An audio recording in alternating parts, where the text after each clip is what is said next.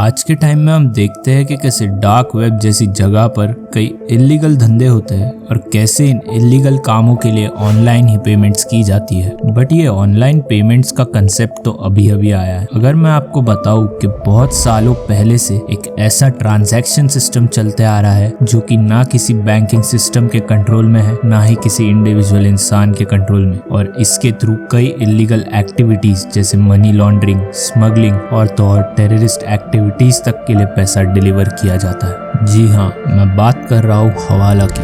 हवाला ये शब्द आपने अपने लाइफ में कभी ना कभी तो सुना ही होगा, और अगर नहीं भी सुना है तो यार हम किस लिए बैठे हैं। आइए जानते हैं क्या होता है ये हवाला सिस्टम और इससे जुड़े एक बहुत बड़े कांड के बारे में जिसमें हमारे देश के कई बड़े बड़े पॉलिटिशियंस तक इन्वॉल्व थे।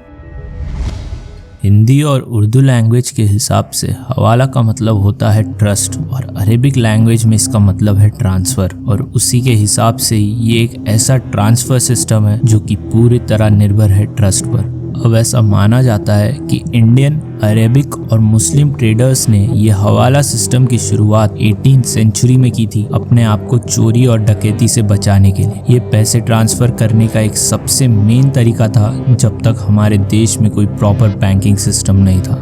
इनफैक्ट बैंक्स के आने के बाद भी करोड़ों लोग जिनके पास कोई बैंकिंग सर्विसेज का जरिया नहीं था, वो इन हवाला हाउसेस के जरिए बॉर्डर के पार अपना पैसा ट्रांसफ़र करते थे। फोर्ब्स की एक रिपोर्ट के हिसाब से आज के समय में इस नेटवर्क से हर साल 258.9 बिलियन यूरोस, लगभग 400 बिलियन डॉलर्स तक का लेन देन होता है। बड़े बड़े टेररिस्ट ग्रुप्स जैसे अल-कायदा और इस्लामिक स्टेट का तक इससे डायरेक्ट लिंक है। पर आखिर क्या है जो इसको बाकी मनी ट्रांसफर सिस्टम से अलग बनाता है? हवाला एक ऐसा इनफॉर्मल तरीका है जिसमें असली पैसे को बिना अपनी जगह से हिलाए पैसे को ट्रांसफर किया जाता है। इससे और अच्छे से समझते हैं एक एग्जाम्पल से। मान लीजिए एक बंदा है रमेश जो यूएस में नौकरी करता है और उसका वीज़ा एक्सपायर हो चुका है और वो इलीगली यूएस में रह रहा है, और उससे अपने घर वालों तक जो कि भारत में रहते हैं कुछ पैसे पहुंचाना है। अब वो बैंक जाकर ये पैसे ट्रांसफर नहीं कर सकता क्योंकि ऑब्वियसली बैंक उससे उसकी डिटेल्स पूछेगी और वो पकड़ा जाएगा। कई बार अगर ट्रांजैक्शन पॉसिबल भी हो तो बैंक उसे कुछ फीस भी चार्ज करेगी ये पैसे ट्रांसफर करने के लिए। तो इन सब चीज़ों से बचने के लिए रमेश कॉन्टैक्ट करता है एक हवाला डीलर या हवाला ब्रोकर को,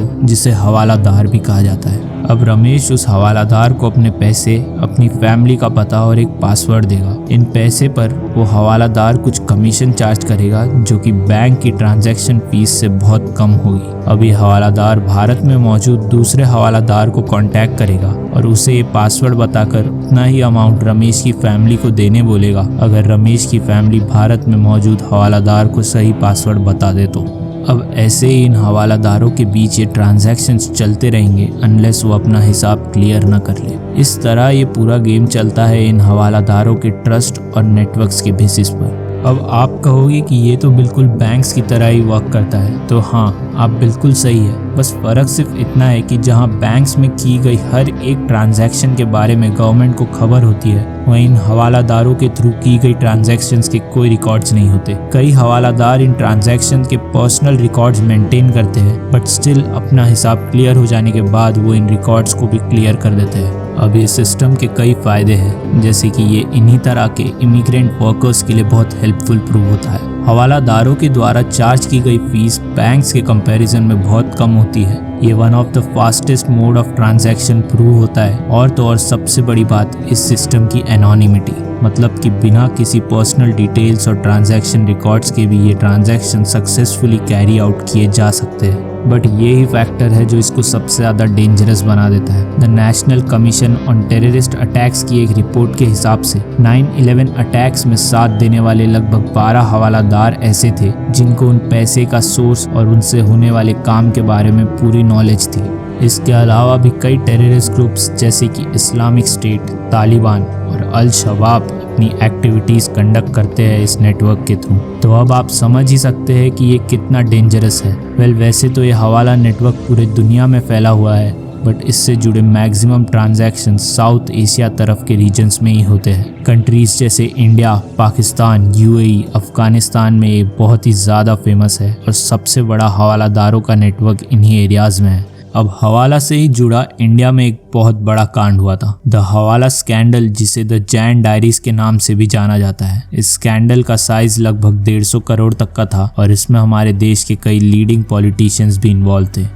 115 से भी ज्यादा पब्लिक सर्वेंट इस कांड में इन्वॉल्व थे। इस कांड को लोगों के नजरों में सबसे पहले लाया था दिल्ली के हिंदी डेली जनसत्ता के 2 जर्नलिस्ट राम बहादुर राय और राजेश जोशी ने। दरअसल मार्च 1991 में एक टेररिस्ट ऑर्गेनाइजेशन हिजबुल मुजाहिदीन से जुड़े एक टेररिस्ट अशफाक हुसैन को अरेस्ट किया जाता है। इंटरोगेशन के दौरान पुलिस को पता चलता है कि उसकी ऑर्गेनाइजेशन को फंडिंग हवाला के थ्रू मिल रही थी, वो भी हवालादार सुरेंद्र कुमार जैन और उसकी फैमिली के थ्रू। इसके चलते सीबीआई ने सुरेंद्र कुमार जैन और उसके भाइयों और रिलेटिव्स के घरों और बिजनेस पर रेड मारी। इस रेड के दौरान पुलिस को कुछ फॉरेन करेंसी और 2 डायरीज और नोटबुक्स मिली। इसमें कई हाई रैंकिंग गवर्नमेंट ऑफिसर्स के भी नाम थे। इनमें से कुछ बहुत ही पॉपुलर लोग एल.के. अडवाणी, वी.सी. शुक्ला, देवीलाल, शरद यादव, बलराम जाखर, मदन लाल खुराना और हैदराबाद का एक एंटरप्रेन्योर अनवर अलवी। इस लिस्ट में अलग अलग पॉलिटिकल पार्टीज से जुड़े लोग थे, जैसे BJP, Indian national Congress, SJP और जनता दल। अब स्टेज पर आके इन्वेस्टिगेशन रुक जाती है। इतने बड़े बड़े पॉलिटिशियंस के नाम आने की वजह से ना तो कभी उन डायरीज पर और ना ही कभी जैन ब्रदर्स पर इन्वेस्टिगेशन कंटिन्यू की जाती है। सीबीआई के इन्वेस्टिगेटिंग ऑफिसर्स का ट्रांसफर कर दिया जाता है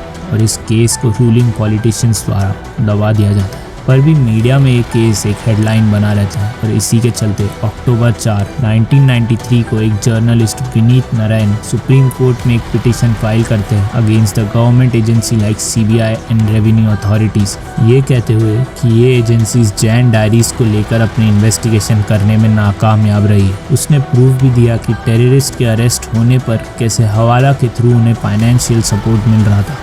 इन डायरीज ने एक सीधा कनेक्शन प्रूव किया between politicians, bureaucrats and criminals. और तो और इस पब्लिक इंटरेस्ट पिटीशन में ये भी कहा गया था कि कैसे इन्होंने अपने पावर का गलत इस्तेमाल करके मैटर क्लोज कर दिया था। फाइनली इस केस का डिसीजन आता है। सुप्रीम कोर्ट ने इस मैटर को लेकर कोई स्ट्रिक्ट एक्शन नहीं लिया। सुप्रीम कोर्ट का कहना था कि ये हवाला रिकॉर्ड्स और डायरीज को मेन एविडेंस नहीं माना जा सकता है कोर्ट में, और इसके चलते कई लोगों को छोड़ दिया जाता है और ये केस भी कोलैप्स हो जाता है। इस स्कैंडल के वजह से एल.के. अडवाणी रिजाइन कर देते हैं। बट इस केस के चलते सुप्रीम कोर्ट एक जजमेंट पास करती है कि पॉलिटिशियंस के पास अब इतनी पावर नहीं होगी कि वो सीबीआई के मामलों में इंटरफेयर कर सके और सीबीआई ऑफिशियल्स को फायर कर सके। ऐसा इसीलिए क्योंकि इस इन्वेस्टिगेशन के चलते पॉलिटिशियंस ने अपनी पावर का मिसयूज करके सीबीआई डायरेक्टर जोगिंदर सिंह का ट्रांसफर करवा दिया था, और इसीलिए सुप्रीम कोर्ट ने कहा कि अब सीबीआई इंडिपेंडेंटली वर्क करेगी विदाउट एनी पॉलिटिकल इंटरफेरेंस। तो ये थी स्टोरी हवाला स्कैंडल की। ये तो बस एक इंसिडेंट था जो लोगों के नजरों में आ गया। आज भी ऐसे कई सीक्रेट ट्रांजैक्शंस हवाला के थ्रू कैरी आउट किए जाते हैं। हवाला के खिलाफ हर कंट्रीज में लॉज है और कई कंट्रीज में तो इसे बैन भी किया जा चुका है, बट स्टिल इसके एनोनिमस वर्किंग के वजह से ये पैरेलली एग्जिस्ट करता है हमारे अदर ट्रांजैक्शन सिस्टम के साथ। तो 100 बात की एक बात ये कि जैसे इंटरनेट को लोगों के भले के लिए बनाया गया था ताकि लोगों के काम आसान हो जाए, बट स्टिल आज इंटरनेट पे कई इलीगल काम होते हैं, वैसे ही ये हवाला सिस्टम को लोगों के बेनिफिट के लिए बनाया था, बट इस सिस्टम के कुछ वर्कर्स है जो अपने फायदे के लिए इसका बहुत गलत फायदा उठाते हैं। अगर देखा जाए तो ये हवाला सिस्टम बहुत ही फायदेमंद साबित हो सकता है, बट जैसे कि कहा जाता है कि अगर भगवान है तो शैतान भी, वैसे ही हर चीज का एक डार्क साइड भी होता है। तो इस वीडियो में बस इतना ही। अगर ये वीडियो आपको थोड़ी सी भी इंफॉर्मेटिव लगी हो तो इसे लाइक शेयर जरूर करना और चैनल को सब्सक्राइब भी, और हाँ, कमेंट में अपने व्यूज जरूर लिखना इस हवाला सिस्टम को लेकर। मिलते हैं अगली वीडियो में।